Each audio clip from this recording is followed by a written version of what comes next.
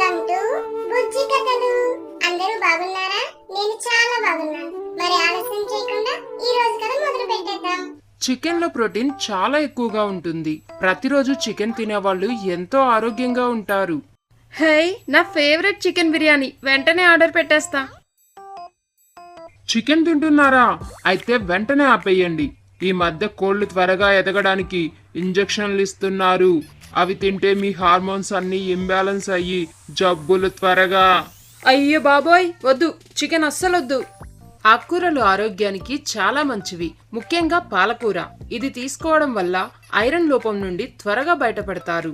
ఇప్పుడే మార్కెట్కి వెళ్ళి పాలకూర కొనేస్తా. పాలకూర అస్సలు మంచిది కాదు అనుకుంటున్నారా? కాదు, పాలకూర మంచిదే, కానీ దానికి పెస్టిసైడ్స్ ఎక్కువగా కొడుతున్నారు. మీ ఆరోగ్యం జాగ్రత్త. అయితే వద్దు, పాలకూర కూడా వద్దు. చికెన్ తినని వాళ్ళు ప్రతిరోజు పన్నీర్ ఒక పీస్ ఖచ్చితంగా తీసుకోవాలి. అప్పుడే అది మీ ప్రోటీన్ లోపాన్ని సాల్వ్ చేస్తుంది. పోనీలే, పన్నీర్ అయినా తింటా. పన్నీర్లో వెరైటీస్ ఏమున్నాయబ్బా? ఇదేదో పన్నీర్ టిక్కా అనుంది, ఒకసారి ట్రై చేద్దాం. పన్నీర్ తరచుగా తినేవారిలో ఊబకాయాన్ని గుర్తించినట్లు శాస్త్రవేత్తల పరిశోధనలో తేలింది.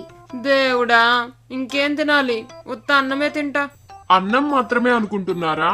కాదు, అది చక్కెర ముద్ద. మీరు తిన్న అన్నం కడుపులోకి వెళ్ళగానే చక్కెరగా మారుతుంది. అన్నం ఎక్కువగా తినే వాళ్లకు చిన్న వయసులోనే షుగర్ రావడం గ్యారంటీ. ఛీ, ఆఖరికి అన్నం కూడానా? ఎవరో చెప్పారని మీరు అన్నం తినడం మానేస్తున్నారా? మనం మనుషులమండి. అన్నం తినకపోతే గడ్డి తింటామా? వాళ్ళు చెప్పారని నిజంగానే అన్నం మానేస్తే మీకు విటమిన్ B12 లోపం వచ్చే అవకాశం ఉంది. కాబట్టి ఎవరెన్ని చెప్పినా మీరు మాత్రం అన్నం తినండి, ఏం కాదు. అమ్మయ్యా, పోనీలే, బ్రతికించారు. మీరు లావుగా ఉన్నారా? బరువు తగ్గాలనుకుంటున్నారా? అయితే వెంటనే నేను చెప్పినట్టు చెయ్యండి.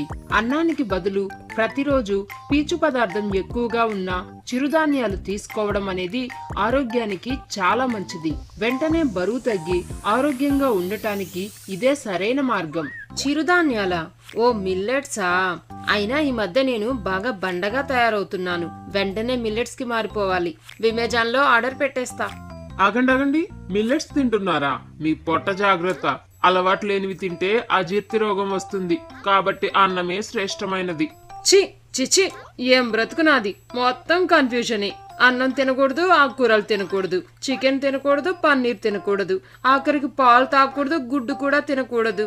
అసలు ఈ భూమి మీద బ్రతకాలంటే ఏం తినాలో అర్థం కావట్లేదు. ఏంటో, కొంతమంది రోజుకు 2 పూటలా స్నానం చేయమంటే మరికొందరు స్నానం చేయకపోవడం వల్ల కలిగే లాభాలు అంటూ వీడియో చేస్తారు. ఈ మధ్య యూట్యూబ్, ఇన్స్టా ఏది ఓపెన్ చేయాలన్నా భయమేస్తుంది. ఏ వీడియో చూసినా టిప్సే టిప్స్, చిట్కాలే చిట్కాలు.